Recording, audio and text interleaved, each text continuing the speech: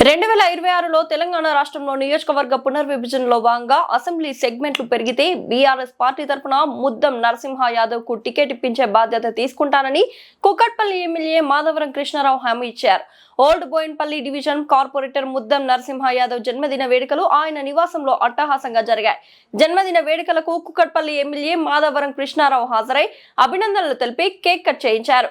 Hat trick corporator గా ప్రతినిత్యం ప్రజలలో ఉంటూ సేవ చేస్తున్న ముద్దం నరసింహ యాదవ్ భవిష్యత్తులో రాజకీయంగా ఎదగాలని ఆకాంక్షించారు. తన పుట్టినరోజు సందర్భంగా సేవా కార్యక్రమాలు చేస్తూ ఆదర్శంగా నిలుస్తున్నారన్నారు.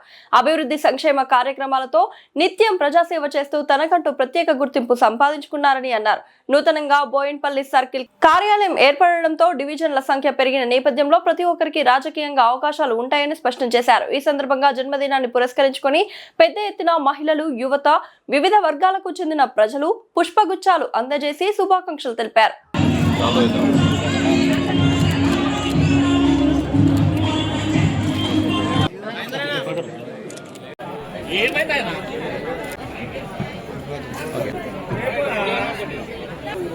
గణేష్ ఓకే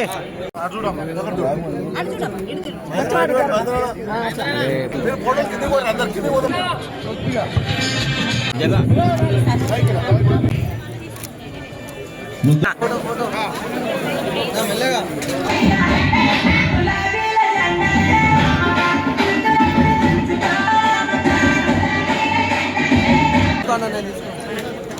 అన్న చూడండి ఒకసారి తీసుకున్నా అన్న. నువ్వు సుందరన్న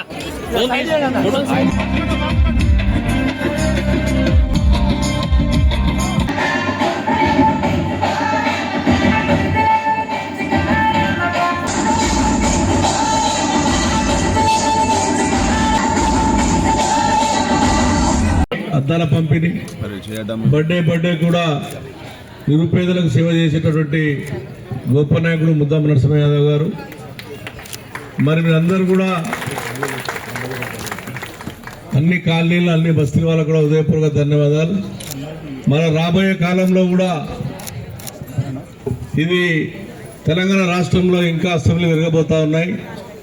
నీకు హామీ ఇస్తా ఉన్నాను. మేము టీఆర్ఎస్ పార్టీ నుంచి ముద్దం నరసింహ టికెట్ ఇప్పించే బాధ్యత నేను తీసుకుంటా. బాధ్యత తీసుకోవాలి. రేపు కార్పొరేషన్ ఎలక్షన్ ఉన్నాయి. రేపు కార్పొరేషన్లో కూడా మీరు అందరూ దయచేసి మేము చేసిన అభివృద్ధిని చూసి ఏదైతే డెవలప్మెంట్ చేసామన్నటువంటి చూసి 2 డివిజన్లు అయినాయి. అలా మీకు వార్డ్ ఆఫీసులు మీ ఇక్కడనే బోయిన్పల్లికి వచ్చింది.